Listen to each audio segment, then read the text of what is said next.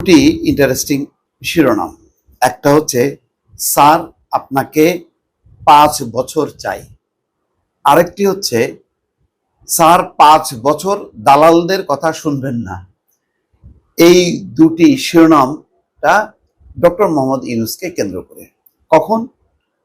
যখন তিনি জাতীয় ঈদগাহ ময়দানে ঈদুল আজহার নামাজ শেষে মুসল্লিদের সঙ্গে কুশল বিনিময় করছিলেন, ঠিক সেই সময় দুজন এই উক্তি করেন। এই উক্তির উত্তরে কি বলেছেন বলার কথা না, ডক্টর মোহাম্মদ ইউনূস হেসে আর কি সবকিছুকে ম্যানেজ করেন বা মানে এক ধরনের সম্মান দেন আর কি, কিন্তু খুব এই ধরনের সেন্সিটিভ বিষয়ে তিনি কোনো কথা বলেন না। যুগান্তরের রিপোর্টটা বলি। সম্প্রতি ডক্টর ইউনূস সরকারের মেয়াদ ন্যূনতম 5 বছর করার দাবি তোলেন এক ব্যক্তি। সামাজিক যোগাযোগ মাধ্যমে এ নিয়ে লেখালেখিও হয় বিস্তর। গত 18 এপ্রিল ডক্টর ইউনূস সরকারের মেয়াদ 5 বছর করার জন্য রাজু ভাস্কর্যের সামনে অনশন করেন একদল যুবক। এর আগে গত 12 এপ্রিল পাগলা মসজিদের দান বাক্সে টাকার সঙ্গে মনোবাসনা পূরণের আকাঙ্ক্ষার বেশ কিছু চিঠি চিরকুট পাওয়া গেছে। এর মধ্যে একটি চিরকুটে সামাজিক যোগাযোগ মাধ্যম ফেসবুকে ভাইরাল হয়। চিরকুটটিতে লেখা ছিল, ডক্টর ইউনূস স্যারকে আরো 5 বছর চাই সাধারণ জনগণ। চিরকুটটিতে লেখা ছিল, ডক্টর ইউনূস স্যারকে আরো 5 বছর চাই সাধারণ জনগণ, আল্লাহ তুমি সহজ করে দাও। আজ ঈদুল আজহার দিনেও ঘটল সেরকম আরো একটি ঘটনা। জাতীয় ঈদগাহ ময়দানে নামাজ শেষে শুভেচ্ছা বিনিময়কালে প্রধান উপদেষ্টা ডক্টর ইউনূসের উদ্দেশ্যে বলতে শোনা যায়, স্যার আপনাকে 5 বছর চাই। এই সময় জাতীয় ঈদগাহ ময়দানে ঈদুল আজহার নামাজ শেষে দেশের মঙ্গলের জন্য সবার কাছে দোয়া চেয়েছেন প্রধান উপদেষ্টা। শনিবার হাইকোর্ট সংলগ্ন ঈদগাহ ময়দানের সামনে কাতারে বসে নামাজ আদায় করেন তিনি। খুতবার পর অংশ নেন মোনাজাতেও। তিনি বলছেন যে সবাইকে আজকে একসঙ্গে ঈদের জামাতে পেলাম, সবাইকে ঈদ মোবারক, সবাই এই পবিত্র দিনে দেশের মঙ্গলের জন্য দোয়া করেন। এরপর তিনি নিরাপত্তা বলয়ের মধ্য দিয়ে সবার উদ্দেশ্যে হাত নাড়তে নাড়তে ময়দান ছাড়েন। উপস্থিত জনতার পক্ষ থেকে তখন শুভেচ্ছা জানানো হয়। এ সময় জনতার মধ্য থেকে বলতে শোনা যায়, স্যার আপনাকে 5 বছর চাই। আরেকটা শিরোনাম বলি, সেটাও বলছে, সেখানে বলা হচ্ছে, কালবেলা প্রকাশ করেছে, স্যার 5 বছর দালালদের কথা শুনবেন না।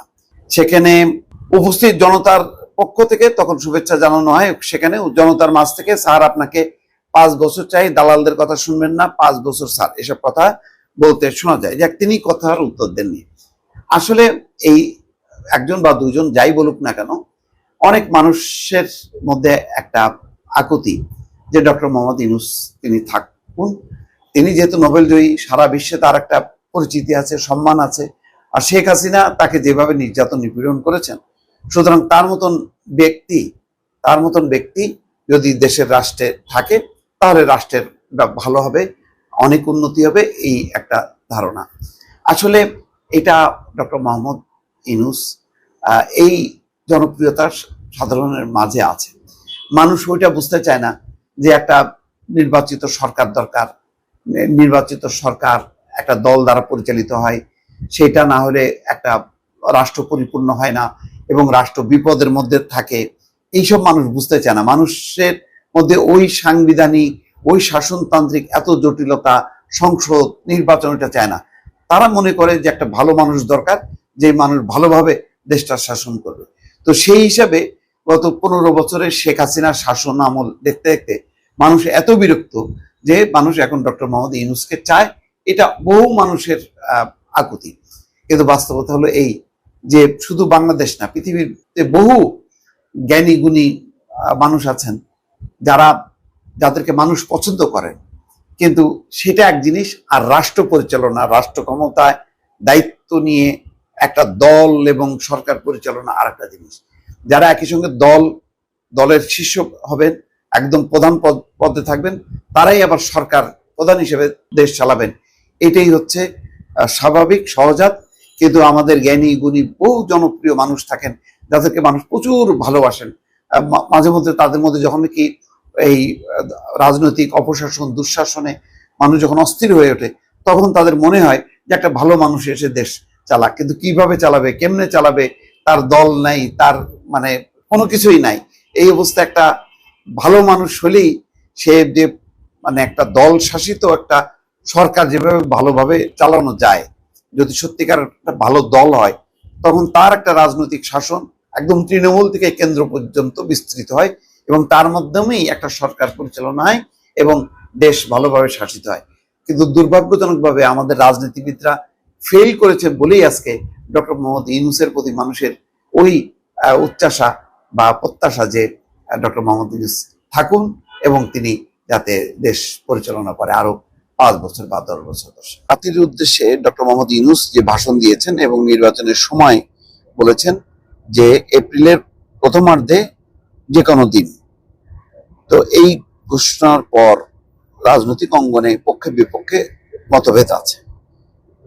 আন্তর্জাতিক যারা ডোনার সংস্থা, দেশ, পশ্চিমা দেশগুলো, তারা এখনো পর্যন্ত কেউ কিছু বলেনি। তবে আশ্চর্যজনকভাবে ইউরোপীয় ইউনিয়ন সাথে সাথে কিন্তু একটা প্রতিক্রিয়া দিয়েছে। সেই প্রতিক্রিয়ায় তারা এই ঘোষণাকে স্বাগত জানিয়েছে এবং তারা এক বিবৃতিতে ইউরোপীয় ইউনিয়নের দূতাবাস সব অংশীদারকে এই প্রক্রিয়ায় গঠনমূলকভাবে জড়িত হওয়ার আহ্বান জানিয়েছে। এখন সব অংশীদার বলতে কি বোঝায় সেটা ব্যাখ্যা দেয়নি সব রাজনৈতিক দল বা বিদ্যমান রাজনৈতিক দল, সেটাই সম্ভবত তারা মিন করেছে।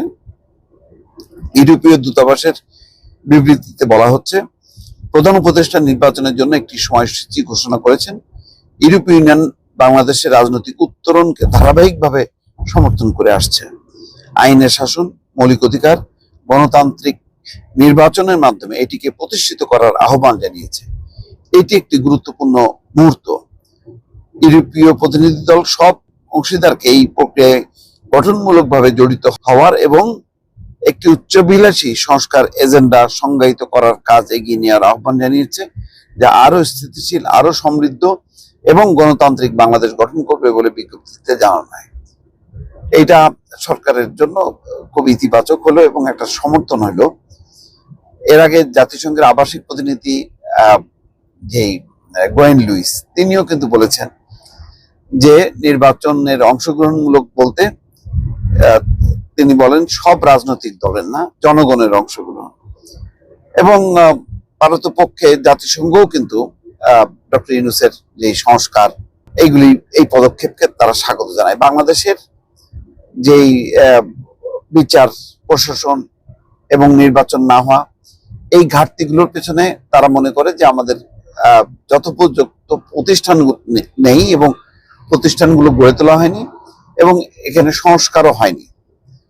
অর্থাৎ একটা উপযুক্ত মানের নির্বাচন কমিশন বা বিচার প্রশাসন না থাকার কারণে আমাদের নির্বাচন খারাপ হচ্ছে বলে ইউরোপীয় এবং পশ্চিমা দেশগুলোর একটি ধারণা। সেই ধারণা থেকে তারা বারবার সংস্কারের কথা শুনলেই তারা জোর দেয়। আর ডক্টর মোহাম্মদ ইউনূস যেহেতু বারবার বলছেন যে সংস্কারের কথা, বিচারের কথা, এবং বলছেন যে এইগুলো যদি না হয় তাহলে ভালো নির্বাচন হবে না, এই বক্তব্যকে তারা মানে আদর্শিক বা তাত্ত্বিকভাবে সাপোর্ট করেছে। কিন্তু এর মধ্যে যদি অন্য কোনো রাজনৈতিক কার্যকারণ ঘটে, রাজনৈতিক বিধি ব্যবস্থা যদি উল্টে যায়, রাজনৈতিক দলগুলি যদি সাপোর্ট না করে অসন্তোষ প্রকাশ করতে থাকে, তখন কিন্তু আবার পরিস্থিতি বদলে যাবে। এখন পর্যন্ত বলা যায় যে ইউরোপীয় ইউনিয়ন বা পশ্চিমা দেশ, জাতিসংঘ, এই সংস্থাগুলো কিন্তু সাপোর্ট দিয়ে যাচ্ছে ডক্টর মোহাম্মদ ইউনূসকে। ভবিষ্যতে কি হবে সেটা বলা যাচ্ছে না। আর ইউরোপ, আমেরিকা, তারা যদি অব্যাহতভাবে সমর্থন করে এবং নির্বাচন যদি দেরিতে হয়, সেটাও যদি তাদের কোনো আপত্তি না থাকে, তাহলে বিএনপি যে ডিসেম্বরের মধ্যে নির্বাচনের দাবি, সেই দাবিটা পূরণে অন্তরায় হবে বা এখানে হয়তো বিএনপির পক্ষ থেকে তখন ওই ইউরোপীয় ইউনিয়ন বা জাতিসংঘ অন্যান্য দেশগুলোর কাছেও তারাও একটা দুতিয়ালি করবে এবং তারাও হয়তো বোঝানোর চেষ্টা করবে যে নির্বাচনটা কেন দ্রুত হওয়া দরকার। তো বোঝা যাচ্ছে যে সামনে একটা টানাপোড়েন বা একটা ঠেলাঠেলি চলবে। এর মধ্য দিয়ে ডক্টর মোহাম্মদ ইউনূস কোন কোন রাজনৈতিক শক্তিকে সাথে নিয়ে এগোবেন আর কাদেরকে বর্জন করবেন, এই বিভাজনটাও আবার বিপজ্জনক হবে। দর্শক ভালো থাকবেন, আল্লাহ হাফিজ।